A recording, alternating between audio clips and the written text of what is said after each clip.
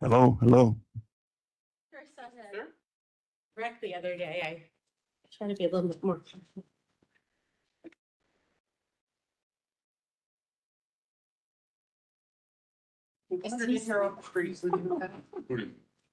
This guy sitting in the chairs. The new, yeah, yeah. Where'd you go? I don't know. I haven't figured it out yet, Chuck. They said Kelly, they put Kelly next to me and there's a coach here to straighten me out. I said, good luck with Yeah, that's it. that. But Kelly will keep you in line. Well, good luck with that. Good morning.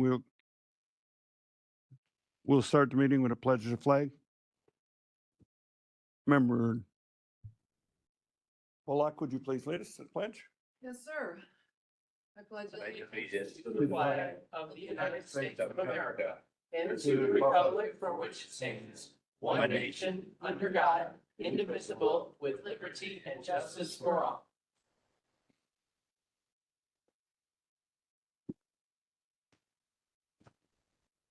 Can I have a roll call vote, please?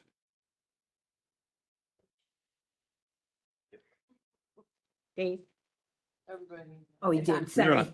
right, cool. Thank you. Tim got you. Hickey, Here. Brooks, Yeah. Bullock. Here. Logan. Newquist, Where'd you go? Pretzel. Oxley. Yes, We have a quorum. thank you. We have a motion to approve the minutes of the October 14th meeting. Well, Second. Moved by Brooks, second by Hickey. Any comments, questions? Thank you. Public comment. Anyone here from the public Okay. wish to comment? Yeah. Oh, Sorry. He says it's okay. it's okay. Hickey, Yes. Brooks, yeah. Bullock, Yes. Newquist. Here. Or yes, sir, here. Yes, you are here. And Oxley. Yes. Motion passes. Do we have anyone from the public wish to comment? Hearing none, we'll move to old business. Number one, proposed landfill expansion status update for January. You're on, Marty. Morning. Good morning. New here. Happy New Year. Green up, green up. No, red. Got you. Oh, there you go. All right. You're on. We're the opposite here. We're backwards. That makes sense. no? Nice to be back. Thanks for coming back. For the benefit of Mr. Oxley, my name is Marty Fallon. I work for a company called Geologic Associates, along with Mr. Moose back here without the hair. Marty, you gotta watch that here. Just saying. One right now. We're the county's landfill consultants. We're working with county staff to design an expansion of the landfill and to prepare an application for local siting approval for the landfill expansion. So we attend these meetings regularly and provide updates to the committee on where we're at with things. And so got a fairly short presentation today, but just to provide a little update on where we are. Thank you. We can turn to slide 2. So again, for the benefit of Mr. Oxley, I'm not sure how up to speed you are on this, but we are currently pursuing 2 different expansion options Yes, simultaneously. for vertical and. Correct. Yes. And vertical is obviously much simpler. It's just adding waste on top of the existing landfill.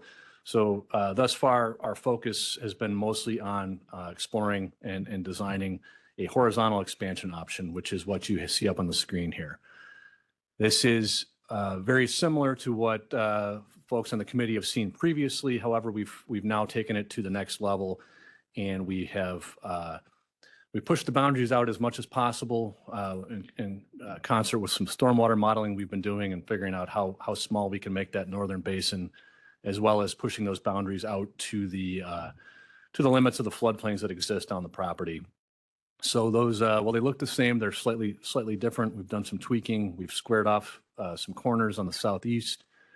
We have graded in a perimeter ditch and roadway, and we have also designed the floor of the horizontal expansion. So if we can go to the next slide, this is just a zoomed in view of that horizontal expansion.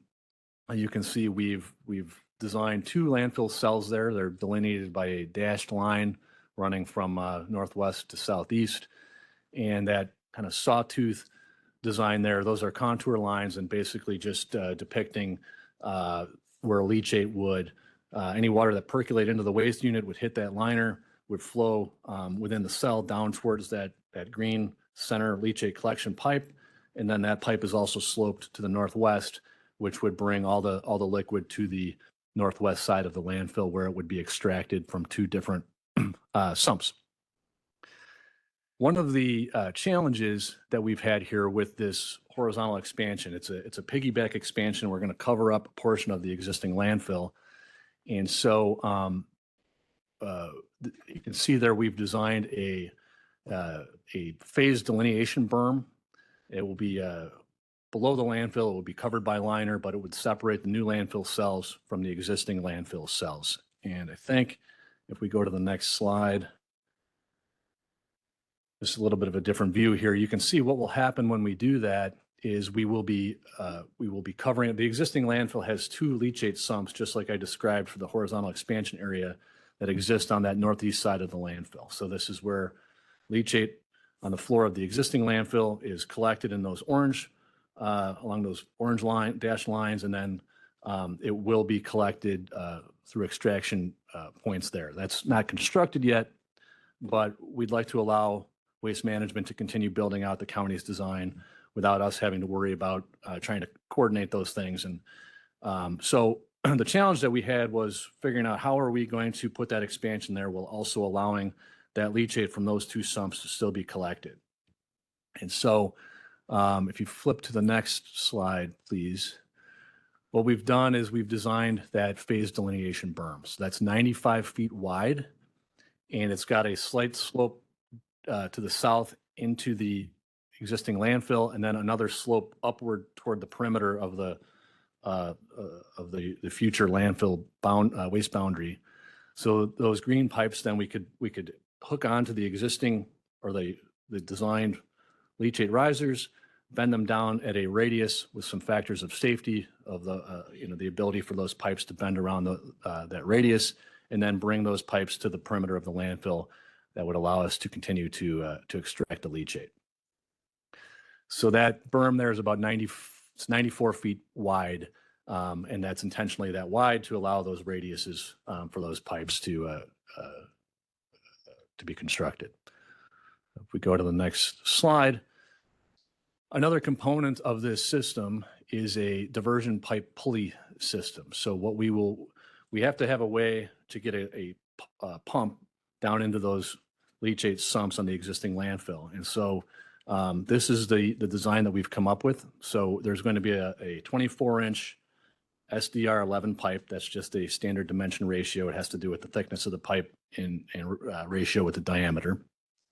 And so there's going to be a 24-inch pipe on that radius I just described. We're going to insert a 12-inch pipe within that 24-inch pipe, and that will have a pulley system in it with a pump that would allow us to pull the pump out for maintenance, put a new pump in if ever need be, and then also designed with some redundancy where if there ever was an issue with that pulley system, we'd be able to just pull out the whole assembly, that straw within a straw basically, and then rebuild it and continue on operating. So we think this is a clever way of handling the continued need to extract leachate from the existing landfill, and just one of the I guess the design challenges that we've been working with as we move forward here with the site. This is just I'm sorry. Sure, you can. Go ahead. So are these, sorry, are these 2 landfills ever going to be operating simultaneously, or will it be where we don't start using the new one until the old one is completely full? Well, you would start building the new cells when you got close enough to maximizing out the permitted capacity of the existing cells. Okay. And there will be some field decision that has to happen there on what, when it makes sense to start constructing that new cell. But it would be, somewhere closer to closure, closer to completion of filling of the existing. Got it. Okay, thank you. This is just a cross-section of that phased diversion berm that I was describing. You can see it has a 0.5% slope into the existing landfill. And then again, from the middle of the landfill out towards the perimeter, it would have a slight increase in slope just to maintain that positive slope all the way out to the landfill perimeter. Okay, next slide, please. Here's what the final landform will look like. This is once closed. Just you can see a tack onto the existing landfill. And then I think I have one more slide. This is a cross-section of the ditch and road that we've designed around the perimeter, which is taking the existing design and basically continuing it around the perimeter. But it's not quite that easy because we're trying to divert stormwater the way that we want it to go. So we have to make sure we set a high point, and we've done all that now. So this is where we're at. Mr. Oxley, I'm sure you're aware, but I guess the reason that we have these two designs is because for us to develop the horizontal expansion, it's going to require a relocation of a fairly large soil stockpile that exists on site. Speaking of which, at stockpile, what is your plan for moving that? Currently, we don't have a plan to move that. So we would have to find some adjacent property or some other type of project where we would be able to relocate that soil to.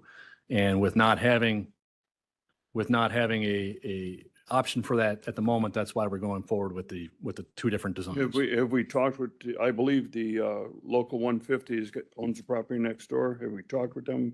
They do, leasing and it? there have been some discussions with 150 about some property, and to my knowledge, those discussions have stalled. But I would think that they could be And who's having those discussions? restarted. I was involved in a meeting, I would say 1.5 years ago or so, but I think since that time, it's been primarily Mr. Helston discussing with the Council of the Union. Okay. Just Please come forward, sir. briefly, I was You with can be on the mic. Yeah, that's fine. I was in a client meeting yesterday, and my client needs clay and asked me to prepare a cost estimate to get clay from your site. So Okay, who knows? okay. May I approach, Mr. Chairman? Yes, sir. Please state your name for the record. Chuck Helston, outside counsel for the county. Nice to meet you, Mr. Chairman. Yes, sir. I understand you're from Lockport. Sometime I'll have to ask you about a couple brothers that lived in Lockport that were my college buddies. Born and raised there. So, Yeah, I'll bet you know Please be on the mic. your microphone, them. please, sir. I'm sorry. The answer to your question about negotiations or discussions with 150 is, Mr. Fallon said we did have them for a while. It's sort of touchy because our initial agreement with them was that everything would be confidential. As far as the status of the transaction, Mr. Fallon summed it up. We did have some discussions last year. We reached out again once this process started in earnest. And at present, it doesn't seem like there's much interest on their part in giving us any ground to move the soil, but we can, with direction from you or the state's attorney's office or the county executive, I can initiate those conversations with the general counsel again at local 150 if you'd like. I would prefer that. That's up to the whole committee as a whole, but also I would suggest in your conversation with them, perhaps they could use that as training for their employees and their apprentices to move that dirt to that pile. It's a very good idea. That's one that we actually pitched before. So I'll raise it again. There were some other things we raised. Again, Okay. pursuant to our agreement, those were confidential conversations, and I always like to keep a pledge of confidentiality. Absolutely. Yep. And This committee needs to know, but I understand where you're at with that. Yeah. Also, we may look at putting a conveyor system in to move that dirt more efficiently to that parcel Yeah. if it becomes available. Yeah. Similar to what a quarry does. Okay. Any other questions, committee members? I'm on You're on. already. Yeah. Okay. So this is a question coming from a completely naive perspective, but when I look up there, it looks like the expansion is so small compared to the existing footprint. How is that going to be enough? How many I'm acres just, does it and I take? know there's a real answer to this. I'm just asking, for a little bit of explanation. Thank you. Sure. So not only are you getting the expansion, those two new cells, and those will be, as shown, they're about 30 feet below grade. There'll be some additional excavation and some additional soil that will have to be managed. So you'll get all of that airspace, we call it, in addition to a piggyback expansion. So that waste then stacked onto the side of the existing permitted design. As well as Correct. So it's basically a whole column of waste that you get to add there. got it. Okay, thank you. It was just hard to imagine. Thank you. Good morning. My question is, maybe this is farther down the road now, hearing your explanation of when we're going to start using these new cells, but how long of a disruption do you think this will be for the RNG plant? It won't be any disruption to the art. None? Okay. Are you on? No disruption to the RNG plant. During any of the phases of the expansion? Nope. As those new phases come on and as they're producing gas, there will be gas wells installed and they would just be hooked into the system. And Great. just at some point down the road, it would just be more gas for the facility to have. Okay, sounds good. Thank you. You're welcome. Any other questions or comments? Hearing none, we'll move forward to the status report of the litter. Thank Thank you, you. Marty. Mr. Elson.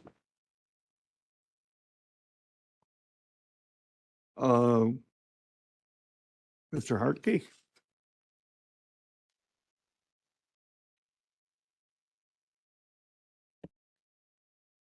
Yes, good morning, Chair Oxley. Good morning, Landfill Committee. In regards to the litter status update, we have been in discussion with Waste Management with our concerns. Some of those concerns were brought up here by in this committee, and Waste Management has committed to and confirmed with us that they've committed to cleaning up or removing litter on a every 2-week basis on about another 10 miles of roadway. So about 5 times more than what they were initially or were doing previously. So right now, if you prefer, I could show on the map as far as the areas that they've committed to, if that'd be helpful. They've, in the past, they have, would it be, that map be better, I think? That was fine, wherever you, They've been all this roadway on site, and then this roadway here is where they had been previously committed to removing litter on. The new thank you, Jack. areas, they have expanded more of in 53 from where Medewa and Welcome Center is down to New River Road, and then all the way from here to the 55 exit along North River Road or County Highway 44. And also this route here, South Arsenal Road to the east, all the way to Old Chicago Road, and then south to Wilmington Peatone Road. So that's the new roadways that they've committed to. That's a significant addition to what they had been removing litter from before. And we were out there this last week, and they're out there again this morning, or this week. They said they're out there again removing litter from those roadways again. So they've typically have done a good job on site, and looking forward to continuing to have them do the rest of this litter pickup, and then we're gonna have to check in with them. And either myself or Greg are down there to the RNG plant or to the landfill, usually on a weekly basis. And if we see that they need to get out there and, earlier, we can request them to do that. So I think they've been very cooperative and responsive to our concerns in this matter. Thank you. Any questions or comments? Ms. Bullock? Hi, just a quick question. So I know we talked about the tarps being pulled over the trucks Yes. when they're coming in, and I would suggest when they're going out, because I'm sure they don't get everything out of the truck. Is there like, I don't know, I don't want to make anybody's, is that a requirement for them that they should be doing that? And if they're not, is there I don't know, I don't want to, it's just if that's something that they're required to do and they're not doing it. There's state law, they're required to be covered all the way coming in to the landfill. Not leaving. And they could be fined significantly. Their truck could even be taken from them if it's a multiple violation type issue. So definitely coming in is state law. On the way out, you have your typical litter laws, but they should be, and I believe our host agreement does require them to make sure their vehicles are clean before they leave. Sometimes you have drivers that get a little bit lax and aren't always doing that. And I've pointed out to Waste Management, several companies I've had observed that were doing a great job and some that were not, for them to make sure they are addressing with them. And they said they have been communicating with these companies to ensure they're more diligent about getting that litter removed before they leave the site. Okay. Thank you, Dave. And that's it for right now. Anything under old business?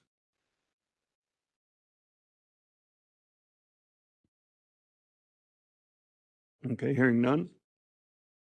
We'll start new business. We have a discussion on the RNG compressor and equipment, and we visited that. Mr. Richmond and I and Kelly visited the RNG plant, found some inefficiencies and questions, and Dave and Greg have put together a pamphlet for us to explain, sort of, kind of.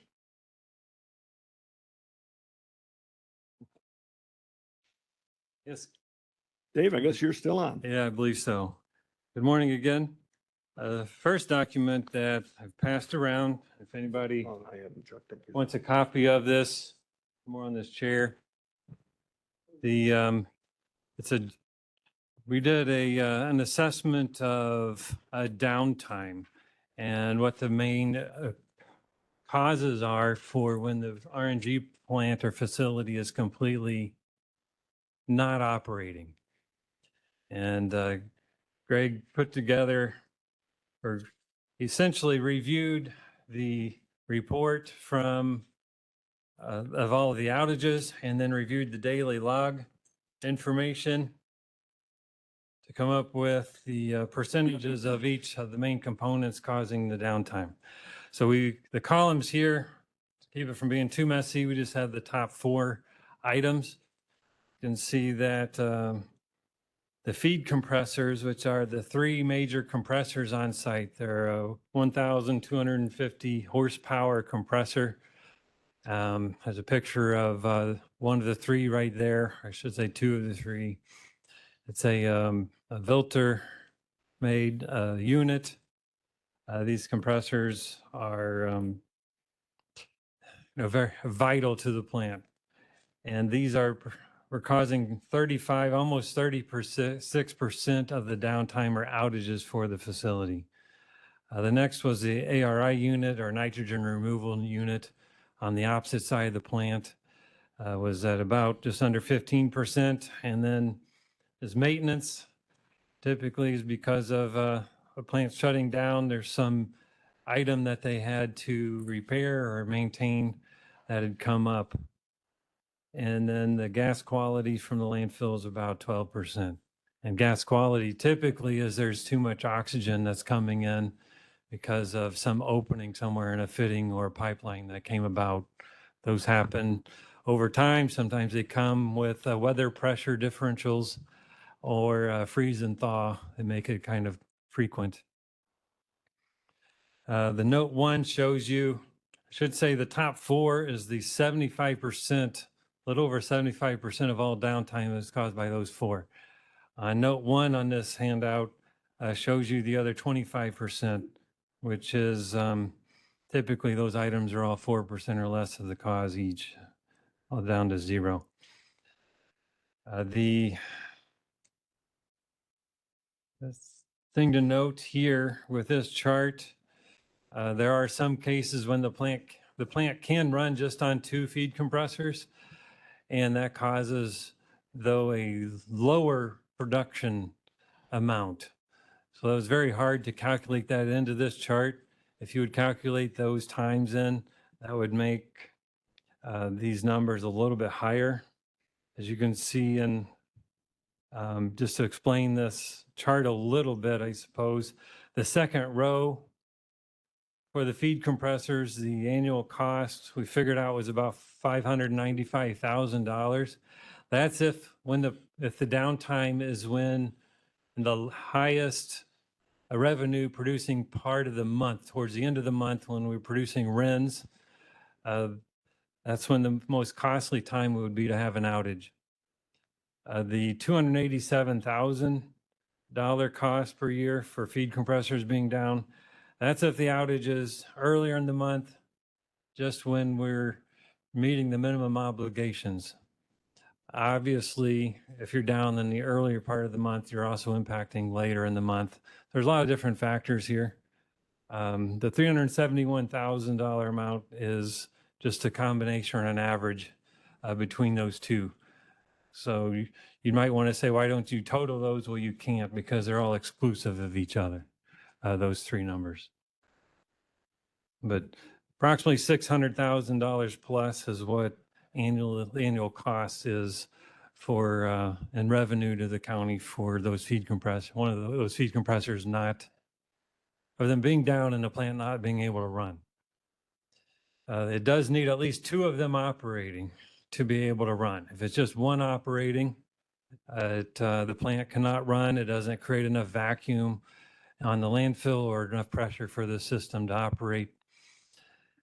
And if you look on the floor plan that's in this agenda, the yellow highlighted areas, right now, the lower yellow highlighted area, there's nothing there but a blank or an open concrete space with a piece of conduit coming out. Essentially, the plant was built to allow for a 4th compressor to be built or to be added when the plant expanded as the landfill gas increased. You'll see on the top part of that layout, there's another small yellow highlighted area. That's where another oil cooler would have to be placed if a 4th feed compressor was And installed. that oil cooler is outside of the building. Correct.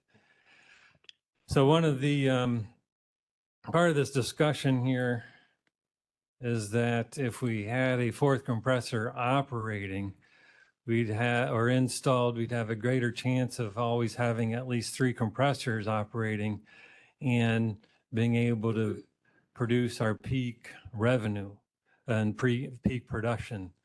And just one of the units we use today, is called MMBTUs. I didn't know what an MMBTU really was until I really got into this. But typically, if you have 2 feed compressors operating, you're generating about 2,000 MMBTUs a day. That's just a million British thermal units.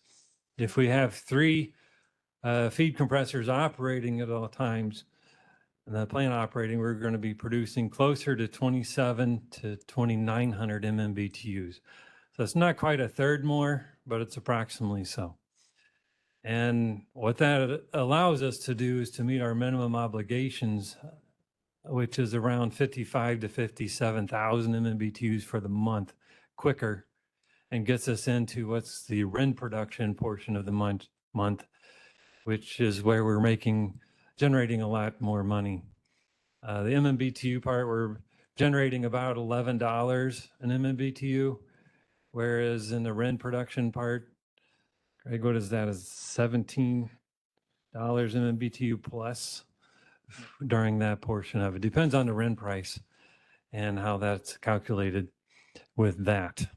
But the,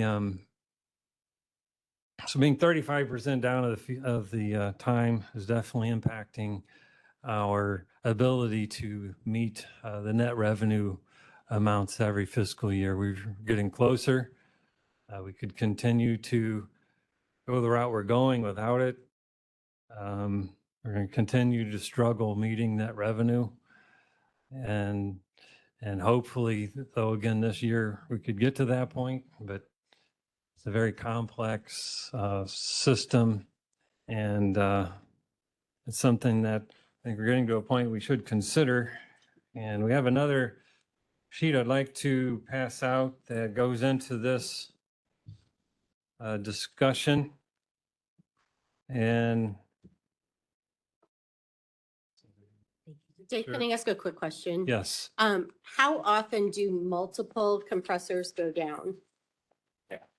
I know we've asked Good. you for a lot of breakdown of things. so, yeah, good question. Typically it's one, but if we have, if it's 35%, it has to be at least two compressors down. Because that outage time means we can't operate. So it's got to be at least two of them are down, which means we only got one running. So Dave, so everyone knows, to run efficiently, we need 3 compressors running at all time to maximize. There's 4 there. The day we visited, there was one down for maintenance and another one down. So then we're flaring because of the efficiency. So what we told Dave and Greg was to bring it forward of how much to put this other compressor in, look at the payback of it, the return on investment, and go from there. And that's why they're presenting this today. Yes, sir. And then, oh, go ahead, Sherry. Can you put on I have 2 questions actually. One is, why do the compressors go down so much? And the other one is, do we, like how a lot of plants will schedule shut outages for Sure. maintenance? Do we do that, or would that help, or do we just wait till something goes wrong before we fix it? There's definitely planned outages. The planned outages typically are for media changeouts.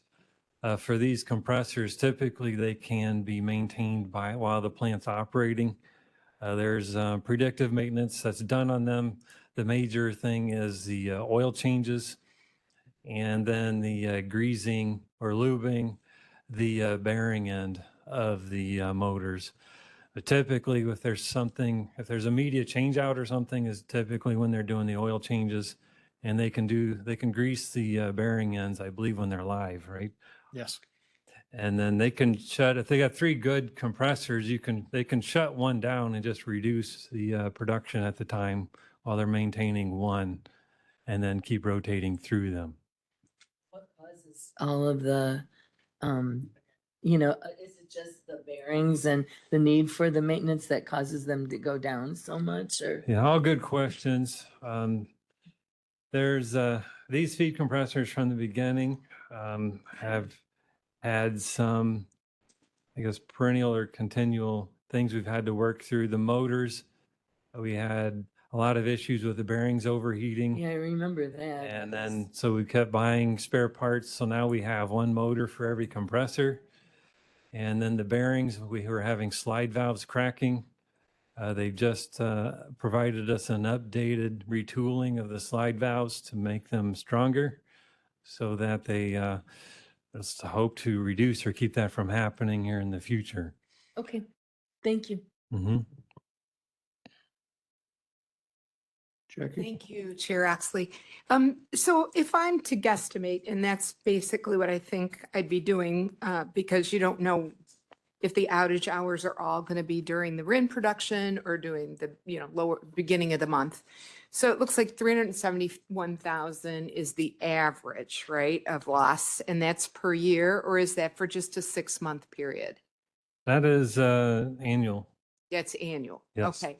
So based on this cost of 1.8 million, you're looking at a payback time ballpark 5 years. Yeah. In 3 to that 4. 5 years, are we going to lose another feed compressor? I don't know their end of life. Are they a 10-year appliance, a 20-year appliance, a forever appliance with maintenance? I could probably comment on this. I don't think there's a specific end of life because they are consistently updated and rebuilt. So if the motor goes out, that's replaced. If the compressor goes, that gets rebuilt, and it's a continuous cycle. Mhm. And the last part of the tank is it's just a metal tank. So Okay, and it's not going to rust. So he's 'cause gonna, it's he's indoor. gonna get to the cost factors next. Yeah, no, I was just looking at the two documents we were given. Okay, so- we'll let him finish the Yeah. report. so the equipment's meant to run and consistently be rebuilt. And So, yeah, you're always rebuilding. Yes. Yeah, so great question. Water softener, What's the return on investment? water That's what we're heater, looking at. furnace, Yeah. they don't last forever, no Okay. matter what, but these sound like. Yeah, we could go back to the other picture if you want, just to kind of answer that question real There quick. you go. Yeah, two. This is the motor. That's the bear shaft. Those are the two things that would fail and that you'd have to remove. Everything else is kind of like your house, you know. Consider the rest of your house. You're not replacing that when your furnace goes out, okay? You're just replacing the furnace. So though that bear shaft and that motor would be the more consumables or things that would need to be replaced, and all of them, the motor in each one of those has been replaced and rebuilt already. Yeah, The money pit, yes. exactly. But this other document kind of plays into that question. So great question. This here at the top, it should say Prairie View RNG facility, fourth feed compressor purchase and installation cost estimate. The top 6 rows are showing you essentially the cost for installation. You got $46,000 for engineering, and the mechanical and electrical is right around 700,000 for that part of it, which is going to be the installation costs, and then the controls and valve instrumentation, 34 grand. The actual equipment costs for this compressor is 720,000. There's put a contingency of 20%. There's always some unknowns, so we're looking at about 1.8 million total all in. The couple of things to discuss here first, somewhat to Jackie's question, the return on investment, we've determined using the numbers for the first sheet we showed you, the ROIs are somewhere around between 3 to 5 years. That's the note on at the bottom to recover these costs. And then the equipment, and discussing this with the design engineering firm, SCS engineers who did the original design and engineering, we asked them about, what about using a different brand of compressor or different style? And they told us it would be next to impossible to do that. You should use, because we already have the engineering done, we already have the electrical SCADA system done, all of that, and a lot of the plumbing is all, and the piping is in place, electrical's in place. So they said you really need to stick with the same brand of compressor that's already there. And then also, we already have our spare parts built up. If you have the same filter compressor in place, the one spare motor will fit all 4 compressors, not just 3. And then you got to have another set of spare parts for this other odd compressor over here. And there would be a lot, that would increase the costs also just because of different parts of the plant would have to be redesigned. We'd have to have a different way in which it was installed and incorporated into the system. So we were told this, essentially that's next to impossible to do that. So essentially if we were to buy the compressor unit, which is 720 grand, that includes the housing, the motor, the bare shaft compressor, and the oil cooler. That's all of those components together. And then the costs above here would be to have those installed and constructed or installed. The engineering It's not all that much. He said it's 46 grand. That'd be SCS since they've already done it initially. They should be able to do that. We'd most likely have to go out for a bid for the install and electrical part of it. The equipment part, though, is more of a sole source type of a purchase. The motor and the bear shaft has always been a sole source avenue that we can buy those. We don't have to go out for bid because there's only one brand that makes them.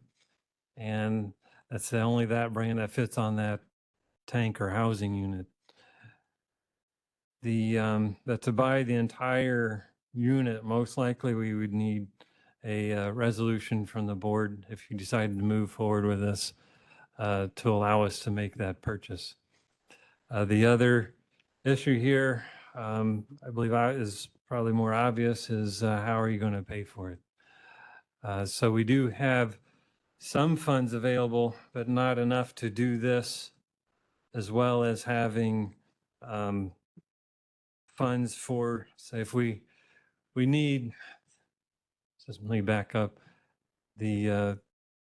each year in the budget in the last 3 years, we've had $500,000 in the RNG budget approved for equipment, and then $500,000 approved for building. Those dollars can be moved around between the two lines. So We've how much money do you have set aside that you could put towards this project? So we've already used $126,000 for this year for a spare bear shaft compressor for these feed compressors. 'Cause we had, that was one of the reasons we were down in December. December.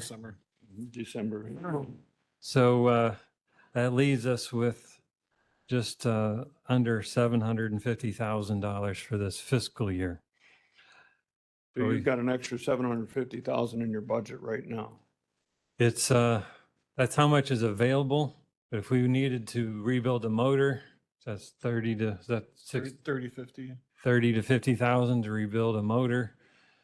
So we should have some flexibility or some of those funds available in case something like that occurs. So how much did you have over from last year's budget? Last year, none of that carried over, but last year we had left over in the end of the year about 700,000 Where did that go? back to the general fund. And the money spent that year was on some insulating work we did on some exterior valves. And what other purchases do you remember? Maybe one motor as well. And one motor as well. Okay. So we to consider, we were, our main efforts were last year to make net revenue, because we had been challenged with that the last 2 prior years. We were negative net 2 to 3 million.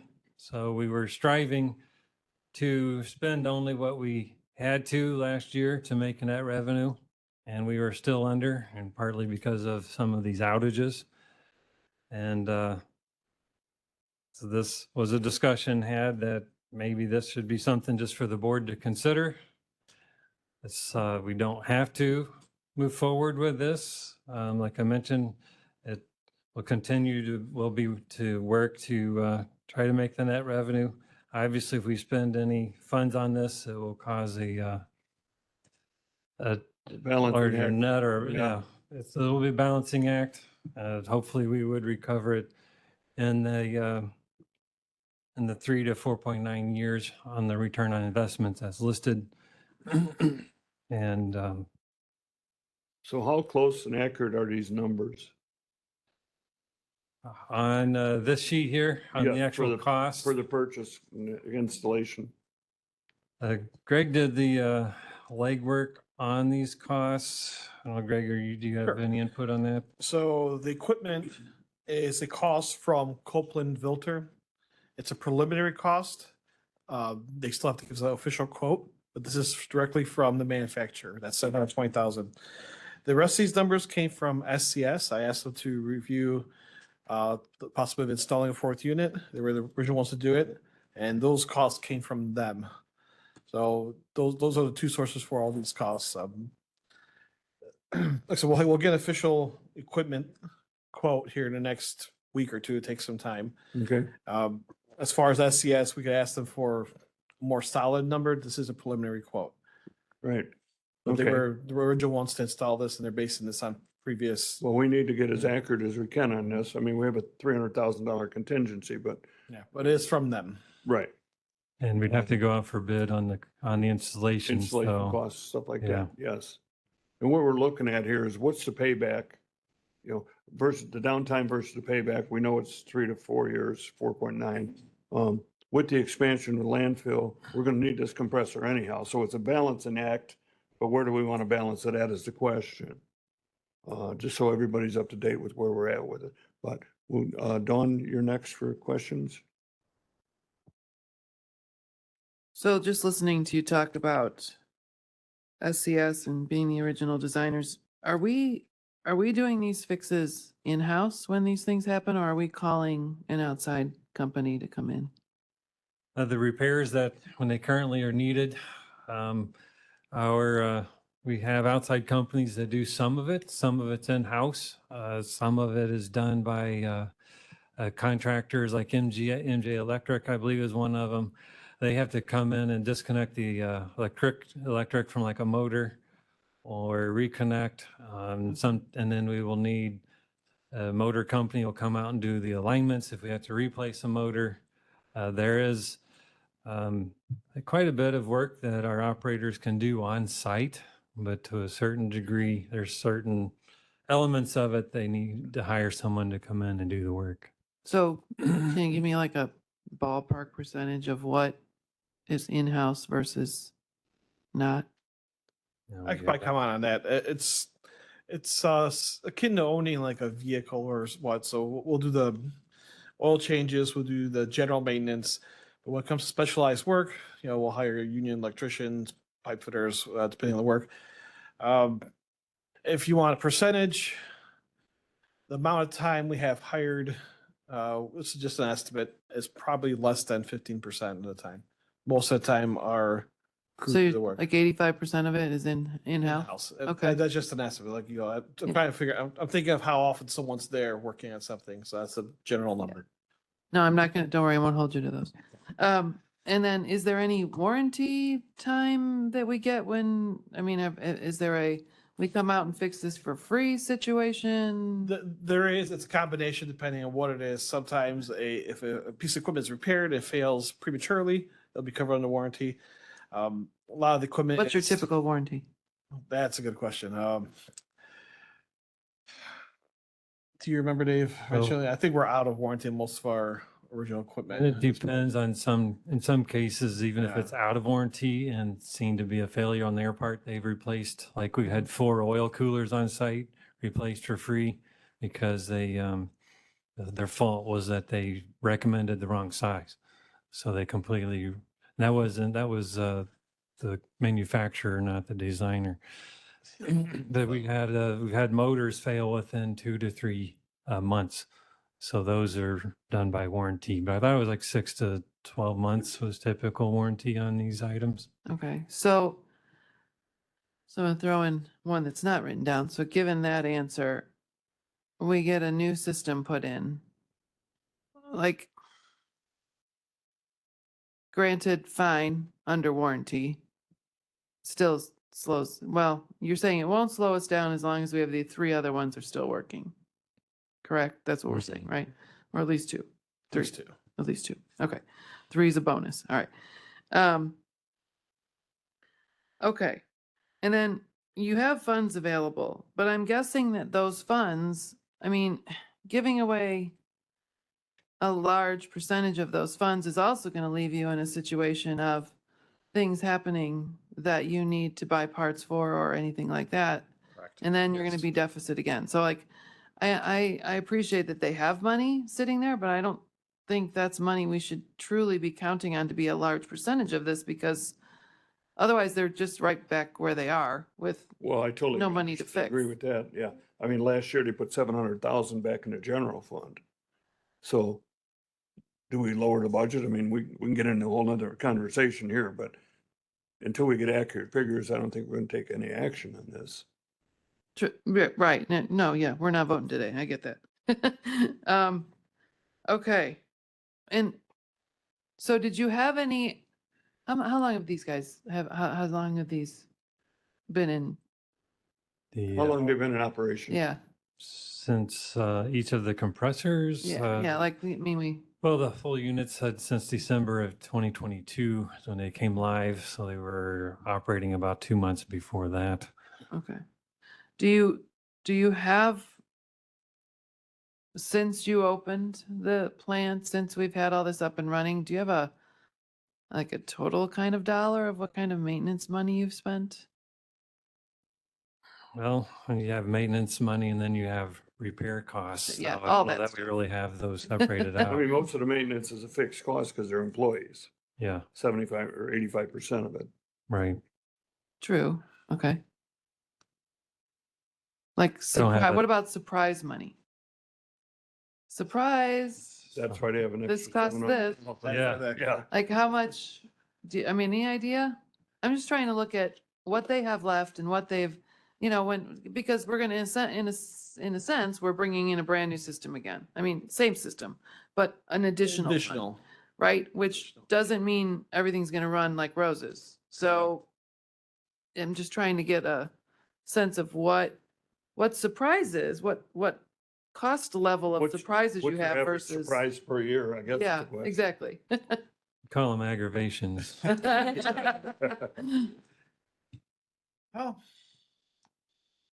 I think of a number here. I mean, the year we bought most of the extra equipment, about 2 years, we're probably talking about 500,000 at least there. About 2 motors, the extra compressor. That's an all start. So that's one of the Mhm. bigger ones, but it could be more, could be Mhm. less. Well, That's just off the top of my head. yeah, And that's just equipment that we need to purchase. and that was just a couple years ago, That'd and be now fast. everything's a smidge more expensive and what have you, yes, Yeah. so, okay. All right, I'll stop now, somebody else can ask. You're done? Thank you. Thank you. Sherry? Thank you. So just kind of doing the math in my head and looking at this, we're probably looking at leaving aside money, for needed repairs and things like that. We'd probably be looking at coming up with like maybe 1.3 Yes. million and change Right. to do this. And we'd obviously have to take that from somewhere, in the budget if we were to do that. I definitely think we need to take a really hard look at that. That's a lot of money all at once for a 5. And I understand eventually this will benefit us in the long run. Will not doing this affect our ability to break even? I know you guys were saying that we might break even at the end of this year, including debt service. Is that still realistic, do you think? Well, I would say a year ago, we were saying the same thing. Yeah, I remember. We were saying that hopefully by the end of this fiscal year, we would be breaking even or being above. But for this fiscal year, I should say for this fiscal year we just completed, end of November, we're still taking in one more revenue payment. We have a few more things before we can figure out exactly where we are. We are going to be under net revenue for the year. Last time we looked at it was around 400,000 to 500,000, but we still need to reconcile everything. Well, we're getting a lot So- closer at least. Getting a lot closer than the years before. And this coming year really kind of depends on how operations go. If we're able to keep these 4 main items here at a lower amount, we'll have a lot greater chance of making net revenue. But without being able to know the future, I can't really say exactly where we're Exactly. going to be. Okay, thank you. Thanks. Kelly? Thank you. How much did the original compressors cost? I know they were probably all purchased at the same time, but Yeah, it was a large group cost. I'd have to look back at the development documents to I think it's see. comparable to I would say it was probably a little bit less, but not a lot. And Okay.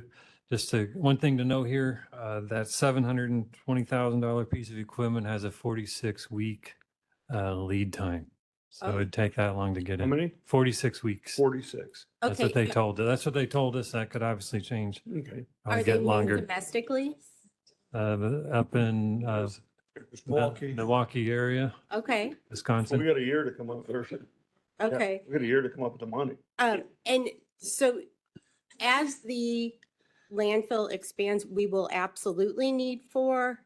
This is new information for me, so. Keep in mind, it's a proposed expansion. If that proposed expansion is realized, the plant would need to be expanded. So this fourth compressor would be just an advance on a part of that expansion. So you would need actually more compressors No, potentially? we would not. There's really nowhere else to build or put Right. another or a fifth compressor.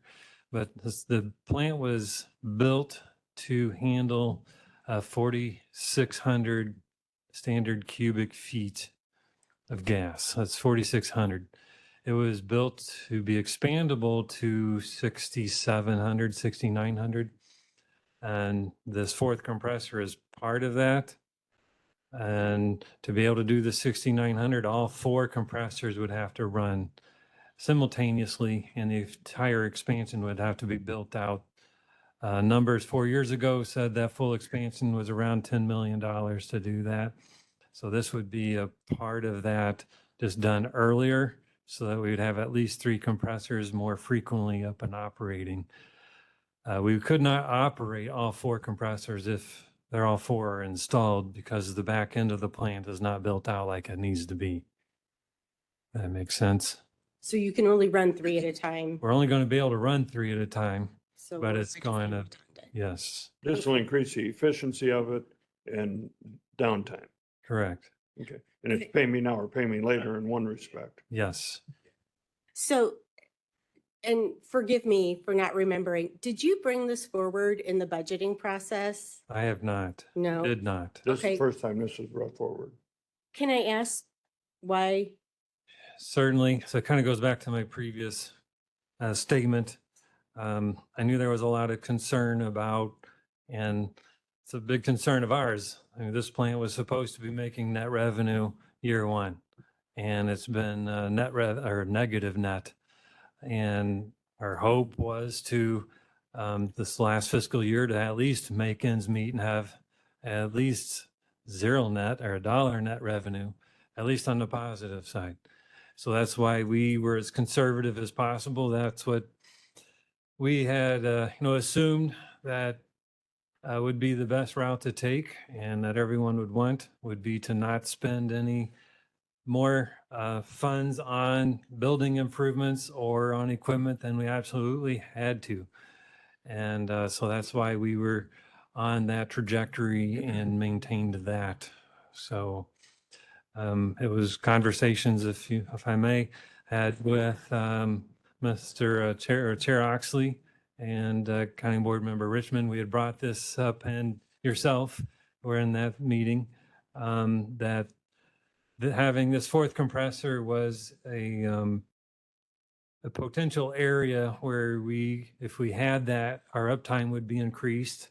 Potentially, you see 35% downtime, would definitely improve that number, and then would increase our revenue that we're able to produce and meet, and then in return, hoping that we would get to the net revenue part. Obviously, this would increase the capital expenses, but that's really the reason why I had not brought it up before. I wasn't quite expecting the response from in that meeting Neither was I. that we should move forward with it. At the time, the numbers were more preliminary, and we hadn't really dug into it and vetted the numbers until we were requested to do so and look deeper. And that's why this is not an attached agenda item. That's why we hand it out by paper, because it's new and recent numbers that we've just been working on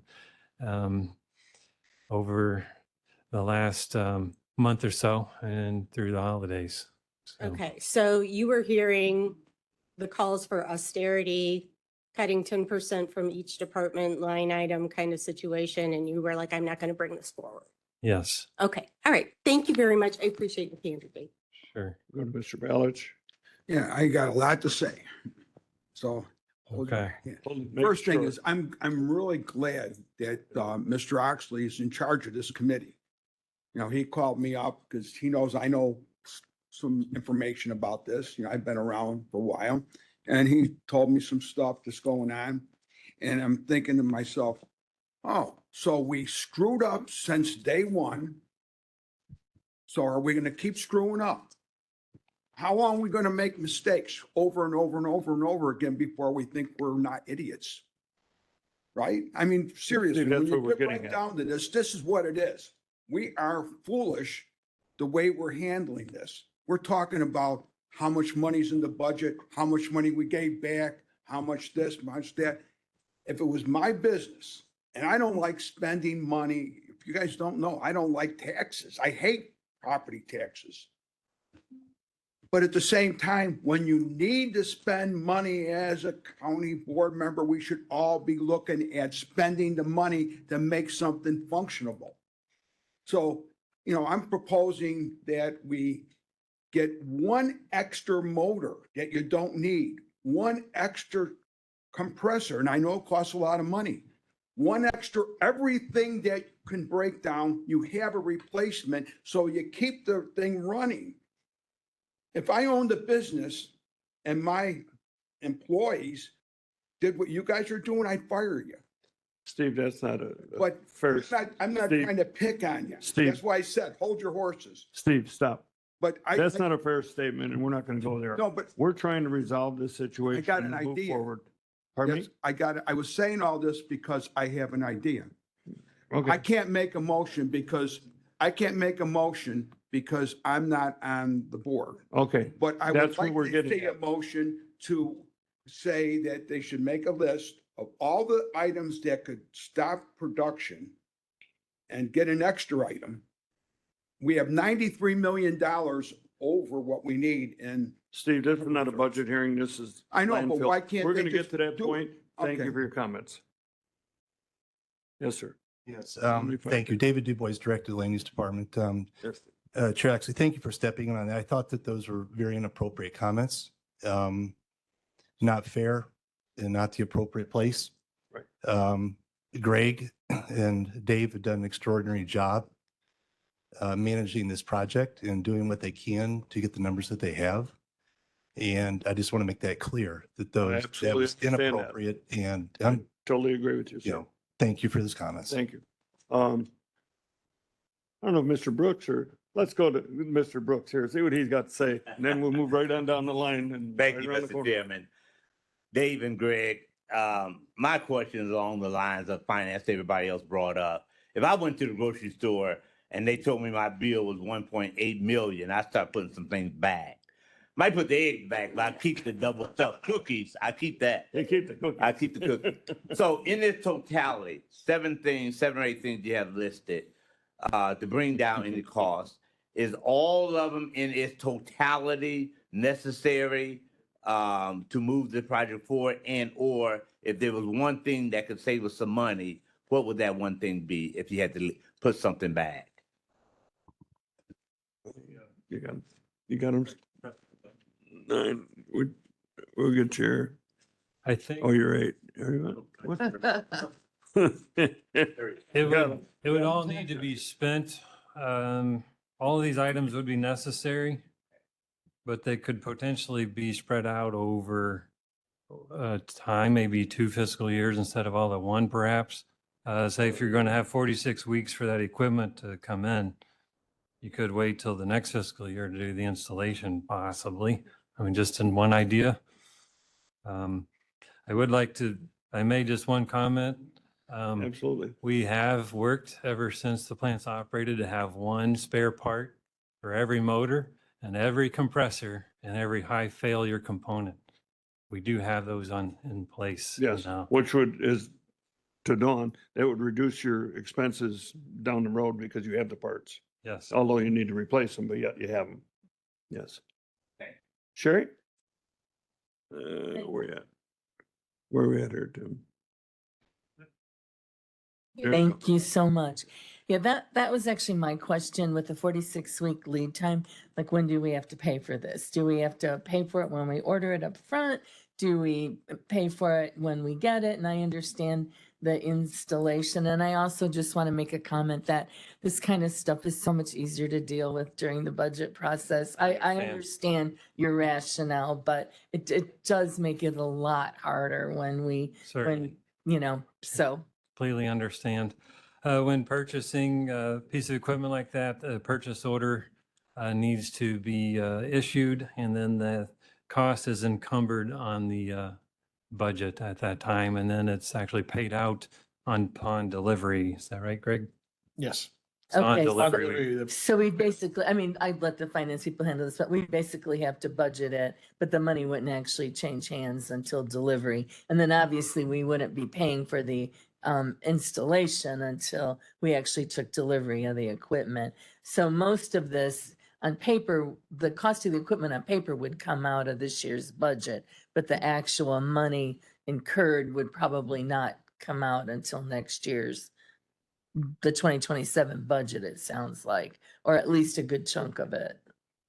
Anyway, we can, That's a probability, Sherry. Yeah, Marcy's that's a shaking her probability. head I at mean, me. the other side of that is too, if they've got an additional, let's just say 500 right Right. now, they could pay for the engineering out of that this year possibly. And there's a lot of different avenues, but this is just to get the ball rolling. Yep. And at the end of the meeting, I'm going to call for a vote if we want them to proceed with hard costs or not. Could we ask Marcy to explain how this would work from a budget standpoint since she's here? I guess this is not the budget hearing, but I don't. No, I'm just curious. I don't need her to go into depth, Thank you. The mechanics of it, I mean, that's all I'm asking about. Sure. Thanks. Marcy, you're on. I would have to talk to Rashawn, but with the lead time being 46 weeks, this is definitely something you could split between the two budgets, which would make it a lot more doable. Thank you. Thanks. Mr. Richmond. Where you at here? Trying to find you. Got him now. You're on, sir. Thank you. So first off, thank you for taking time out in December to have us out there. It was interesting, eye-opening, and has created this discussion. This is a healthy discussion. This can't be just discussed in finance. It can't be discussed, between you two guys or that, or it has to be discussed between the whole board. Because this is a massive business decision. When we were out there, we talked about the fact that we have to break this down. It's not just throw parts at something and see if it's going to work. We have to look at, when we met, we talked about input, facility, and output. All three of these had challenges. And also too, the numbers that we've been talking about were based on projections, and one of the things was the projections of the input, and we need to still address that. The projections that we were estimated, are we anywhere near those numbers? Because that'll have an overall impact. I know you gave us what our delivery was. I don't know if you want to call it input delivery or whatever, but we need to compare those because that's going to give us a deviation of what our expectation should be. Sure. All right. So we still need to address input issues. Let's hold off to the facility side and the output issue, because the output is what gets us delivered to, I'll call it the grid, but you did put a meter on there so that this way we can compare what our receiver says versus what we deliver, and they say that the product is or is not qualified to be put into the system. So we've addressed the output piece.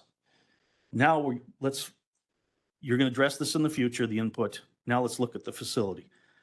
The facility, you said one key word that really struck me is that whatever the part wasn't properly spec'd. My question is are these compressors even properly spec'd? Because to have this amount of downtime or failure with a compressor, the industry that I come from, uptime is everything. And compressors like this should not have this kind of downtime. So we need to do a little bit deeper dive into what do we got going on within those four walls. So I don't suggest we move forward with any kind of spender that we can continue the discussion, explore the finance side, explore what the potential cost is going to be, but we need to actually look at that plant and make sure that it is spec'd properly from the front door to the back door. There are over 300 plus of these RNG plants out there nowadays, and they're all running at a lot higher uptimes from what I'm gathering. So I think what we have to do is we have to take a step back, continue with our process, but at the same token too, is we got to reevaluate where we're at, like I said, from the front door to the back door of the facility. So, but thank you again for having us out there. This is healthy discussion because you know, we can actually make a business decision once we get all the pieces and parts that I just discussed. And there's probably more. So I'm Absolutely. open to discussion. Thank you. Miss Dawn, yeah. One more question for you on the delivery situation. Are you telling me that this company's gonna make a $720,000 machine and not ask us for any money up front? Or do we sign something that says, regardless of whether you still want it, at the end of the 46 weeks, you're paying for it? I think I'll take that out of your salary, Dawn. But you want to talk about your interest back on that? Yeah, yeah. So I heard maybe we built credit history with them, but we bought quite a few motors and bare shafts through them and have reliably paid our bills. And so far, they have not required us to pay ahead of time. All right, then. Thank you, David. Mr. Butler. So I understand there are other RNG plants around. Yes, there are. So are you guys in collaboration? Do you guys work together to get ideas and? We do part of it. We have one consulting company we discuss with frequently that is a nationwide, worldwide company actually dealing with and consulting with other plants similar to this. We've toured other plants. We've gone to one up in countryside area. That plant shut down when we were there. And so that is a frequent problem, especially with these large motor compressors for them to shut down. We're not They have similar problems. unusual. Yes, correct. Yeah. So I'm a big fan of this project anyways. Yes. But yeah, I was just thinking if we could collaborate with them and just, find out. But hey, it seems to be a big problem everywhere. Is that what you're saying? Yeah, we can strive harder to try to get stats, but I don't know that there's anything that exists, what the most common isn't what the stat or what the percentage downtime is normal for others. Now, when you say you're getting this extra one, that's so that you have one, you can relieve one, do maintenance on it, and still have the same amount of running. It seems to me less runtime always makes a machine last longer. So, Yeah. Yep. All right, thank you. Thanks, Ted. Sure. Okay, so I guess, so the question here I have is, I think to move forward, we should take a vote today to see if we want them to move forward with pricing, get more accurate. I mean, this is a pretty ballpark figure, get more accurate pricing or not. Now, this is something, it'd help us today, it's gonna take a year and a half to complete. So we're looking at long range. And part of it, also consider in your vote here is we're gonna need it later with the expansion coming up. So it's pay me now, pay me later, and we'll increase the efficiency now that we'll be able to carry over to the next. So, and some of the costs, I think, Dave and Greg, can be taken out of your quote unquote normal budget. Some of the I mean, if costs. we start the engineering and you're able to pay for that, well, then it's 50,000 less or 46 and stuff of that nature. But it's just something to think about when we do vote this. Yes, Micah, what do we have? I'm looking at the numbers back there and I have to, because I just paid my first $250 tariff on a wedding dress for my daughter. And I think that if you're going to go forward with cost, you need to be sure to know what the tariff fee for that will be too, because it might be quite astonishing number on a big part. So if it's not American made. So that was all. Thank you. Thank you. Sure. These should be made in Milwaukee. Wisconsin area is where this company is from. What company makes those, Dave? As a Copeland filter. Mhm. And then US Motor typically was the motors that fit. So it was a Okay. very specific design for the Yes. motor as well to work on this. Miss Hickey? Thank you. How much time and effort would you have to put into coming up with more exact figures here? Thoughts on that, Greg?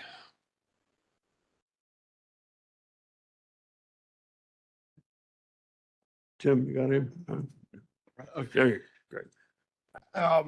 I think at this point, if we want more accurate figures, at least for the install, we'll have to reach out to the engineer to come up with a quote or a number. That might cost us a little bit, but I think we have to reach out to SCS and the original designer to give us a plan, a design plan. What do you think, Dave? Well, as far as install, the most accurate number would be to go out for RFP and get that number that way. But I don't know how good or how long that Right, how long quote that would quote's be. for, material Yeah. costs So and in stuff. that case, we would then develop a plan after the RFP. Right. Okay, and then the 700,000 that went back to the general fund at the end of last year, fiscal year, was that, how much had been in previous years? Previous years, we've used nearly all of that million that was in the building and the equipment fund. Okay. We were, for the most part, extinguishing it or exhausting it because we were building up our spare parts. So we had one motor, one spare motor for every motor type, one blower for the blowers we got, one bare shaft compressor for every bare shaft Right. compressor type we had, and some of our other valves. So we were exhausting it, and that also increased our disparity from making that revenue because of our expenses on that. And we had some upgrades on the building we had to make, such as we were, I guess, cold proofing it to a certain degree by doing a lot of insulative work. You didn't do a on good job, valves. it was cold. Yeah. Yeah. But Yeah, what's going on here? Yeah. So what portion, if you ended up with, you said you have how much left over this year? just under 750. Okay, so how much of that would you feel comfortable saying, oh, we could put this toward that project? It's around the 500,000 range. Okay. Comfortably, I believe we could do that. Okay. So if we add this project, and maybe this is a question, I don't know who this is a question for, but if we add this project, where do the rest of the funds come from? Because it's not in the budget. Well, that's the question we have to come up with, but in order for the finance committee to make an accurate decision, we have to have an accurate cost. So if we're gonna move forward, that's where we're gonna go from here, and then we'll flip to finance and go with that. Okay, I mean, so, that's what, it's something, it's a balancing act. It's an inefficiency that we can correct, but at what cost are we willing to correct it at? So now with that being said, you're saying this year you're projecting about a $400,000 loss. The last fiscal year, yes. Yes, and you sent 700,000 back to the general fund? That was. So well, that was how does that work? Well, I think that's a finance question. We just Okay, look at it. we'll We leave it for we that then. didn't spend our whole budget is how we look at it. Okay. And we're trying to not spend more than we had to. So. Yes, I understand that. so a process question is, if we vote yes to get more concrete numbers, will we be voting on this again as? Oh, I believe so, Okay, absolutely. all right. 'Cause Absolutely. I'm feeling a little schizophrenic about this No, in that the- I might vote yes. The to get more terminology I'm information. using is, do we want them to move forward with a more accurate cost estimate, which I think they'll probably have to go to engineering and get that done. And then we can get a more accurate, and then come back to this committee to go forward with that. And then we'd have to present it to finance and see where we're gonna find the money, if we're gonna find money or whatever decision we make. Okay, and you have if you have to pay to get these quotes, because it obviously will take some of their time as well, you don't think that it's going to be, will it be a de minimis amount of money or? That's a hard call. Not sure. That's a hard call. That's I mean, hard call, yeah. to get an accurate number, they have to pay for the engineering, get it done, and then go out to bids to get accurate. I mean, right now, we're in the ballpark. We can certainly move forward with the engineering. It's gonna have to be Part of done it. sooner or later, Yeah, the engineering, correct. yes. Good. Thank you very much. Sure. Okay. Let me find you here. No. What I was gonna suggest was maybe what we need is more of a project plan.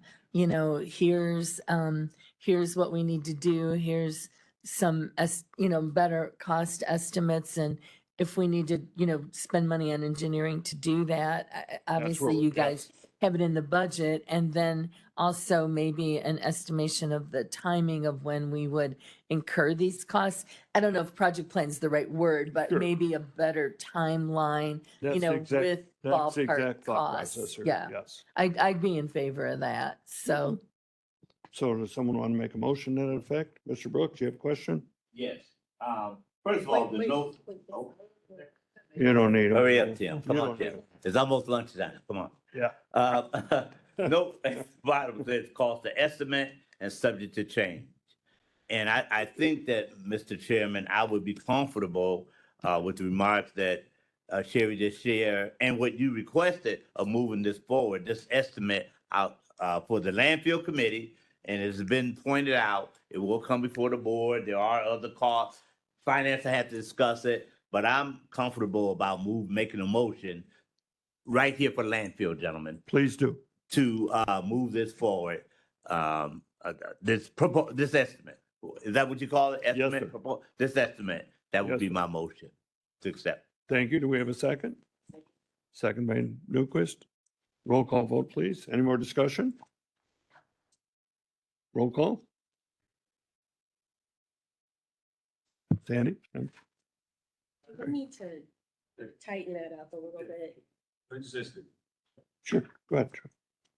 Very Yeah, I'm just trying to get a clarification on what it is that's moving forward, because I think initially what was asked was to send the team back to look for more accurate numbers. But what Member Brooks has put on the table is to advance these numbers forward and to where? To the full board, to the finance committee? No, not yet. Yeah. Right now, I believe the proposal is, go, Herbie. Well, the question would be, if we pass this, yay or nay here in this landfill, what would be the next step? Where would it go from there? I'm under the assumption we're talking about go to engineering, get an accurate cost and bring it. Okay, and that's, Bring it back that, to this committee. this Bring it back committee, here, yeah. and that's my motion. That was my. Yes, second. Okay. Thank you. Okay, so it all comes back to They're this going to committee. engineering, Okay, get some costs, and then they're coming back to us. okay, Yes. okay. Yep, everybody's in agreement? We're ready for a vote, Miss Cindy. Hickey, Yes. Brooks, Yes. Bullock, Yes. Newquist. Yes. Axley, Yes, motion passes. thank you. Okay, the next item on the agenda is Mr. Harkey again. We're gonna keep these guys busy today. One of the things going on at the RNG plant is we have a telehandler and a man lift. Basically, it's a giant forklift and a basket, an electric basket, so they can get up, change valves and stuff. Currently, they're on rent from Sunbelt. We're at $10,000, $11,000, almost $12,000 a month in rental fees. What we asked them to do is bring us a cost factor of how much it would be to purchase those and what the return on investment is. And the other comment is also possibly purchasing those same machines from Sunbelt that we have there now as a cost saving factor. And yes, it's a four-year return, a one-year return, but we're waiting on the exact cost factors from the rental companies. So it's just something to I don't want to say look forward to, but look at it's coming back at us when they get the costs from Sunbelt Rentals. The one machine, I think on the rental cost versus purchase new is a 1.8 month or 1 year and 8 months. The other one's 4.5. But they use them all the time. They're there continually. So the question is, do we want to make that capital expenditure or not? And they'll have the accurate numbers. Kelly's getting nervous over here. We'll have the accurate numbers probably for the next meeting. Yes. I'm very nervous. Why? Well, I truly wish this has come up during the budgeting process Well, because we need to plan for these things. I believe, and maybe this is why Karen retired, but I believe that we need to plan for these in order to not really. well, we're not going to kind make a of- decision to purchase it right here. We're not the purchasing body. Right. So we're going to follow the guidelines. We're doing our job. We're getting the cost factors, moving it to finance, move it to wherever it's got to go. But for we this didn't- fiscal year, we already have a budget. Yeah. Okay. So no. And this was not in your original request from the budget? As you know, when we were there, you and I and Jim, we told them to get us these costs. We absolutely So did. this is something that happened in December. It's after the budget was passed. So it's nothing for exactly today. Unless you Right. got an extra. I don't. So Okay, that's where, but. Where do we so find then the we're money is the thinking next about question. Maybe for the next fiscal year? We're preparing for. Okay, that I I can don't get know the behind. timeline, but we're preparing. Perfect. We're looking forward. This place needs to make money. It's not making money. It's costing us money. So we're looking at how efficient can we make it and at what cost and what's the timeline. Okay. That's the bottom line. Sounds good. We've had this conversation. Mr. Richmond, you're back. Can you get him, Tim? Yeah, Thanks. Thank you, sir.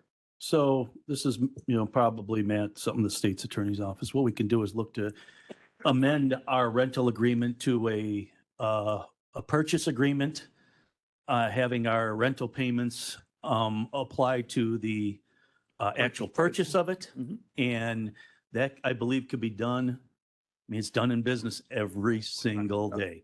So I Especially don't with think. heavy equipment, Jim, we have the same thing. We have lease purchase agreements. Exactly. So let's look to if we can do that. So I can bet you one thing, currently they're rented through our third-party contractor through SCS. So have them assign it to us I'll put that out there. Yeah. Why are they Okay. rented through SCS? so they can put a markup on them. They also, Why aren't we the rental? There's one mistake. sure. We need to clean this stuff up, guys. That's it. We're spending money that we don't need to spend. They're probably adding 15 to 20% to that cost. They know when part of that is they know when they need the equipment and they make the call to the rental company to have it come out when they need it. So it provides them a little bit more flexibility, but that could be turned around, as you mentioned, where we're doing that, or it could be if we got a purchase price on one of the used ones, maybe it could be something where we have a payment similar to the rental fee to get to that point. Yeah, if you go back in time a little bit, they're renting as needed, and over time it made sense to rent it and keep it there instead of, because they need to keep it on call. If a piece of equipment fails and we need to get up to, like, for example, we have a thermocouple go on the flare. Mhm. They have to go up high, and it turned out if there's no piece of equipment there, we're down for a day or two, then that cost is already covered for that. Well, that's rental. $37,000 cost per day. Yeah. Loss. Exactly. So, And that's where the balancing act is. yeah, and as time went on, Right. it made more sense to keep them there. Sure. So, but initially when this whole thing was started, it wasn't thought that there'd be two pieces of First thing we equipment have to there. do is look at getting out of us renting the machines from them and rent them directly from Sunbelt. Absolutely. Let's clarify that now. Let's clear that up now and get that done. Okay. Why are we paying them the upcharge when we don't need an upcharge? I can call Sunbelt right now and get them delivered tomorrow or today. We need to look at that, and that's a cost saving factor. And the next thing is lease The first purchase thing. agreement, stuff of that nature. Any other questions or comments? Kelly's nervous over here. No, I'm Oh. not nervous. I just, I have something to add. Sherry? Go ahead. Sorry, Kelly. Thanks. I was just gonna say, I think we really gotta look at what makes sense here, renting, versus buying, because there's other reasons to rent versus buy. And clearly, if they went ahead and did this, we would just move the money from the rental, budget line to a purchase, but that wouldn't cover the whole cost. So it would mean we'd have to take that out of the equipment budget, which would give us less money, to move toward On the other the side, yeah. compressors. So it's all a There should be some balancing balancing act here and act, there. but, If we you know, decide to do this. That's- right, exactly. So, but if we weren't looking at using that equipment budget for the new compressor, I would say this would just be, a routine expense that's out fine, of their right. equipment budget. So thank you. Just a Thank you. comment. Kelly? Okay, I just want to ask, like, when you looked at this originally, you've had the directive of spending as little money as possible, right? So renting, in the short term at least, was the most economically feasible answer. Is that correct? Yes. Okay, all right. I just wanted to check. Thank you very much. Sure. Ms. Bullock? Got it, Tim. Thank you. Does the rental of this come with any maintenance? Yes, Sunbelt comes and maintains the equipment on site. They actually come over to the plant and do it. So it does. Okay.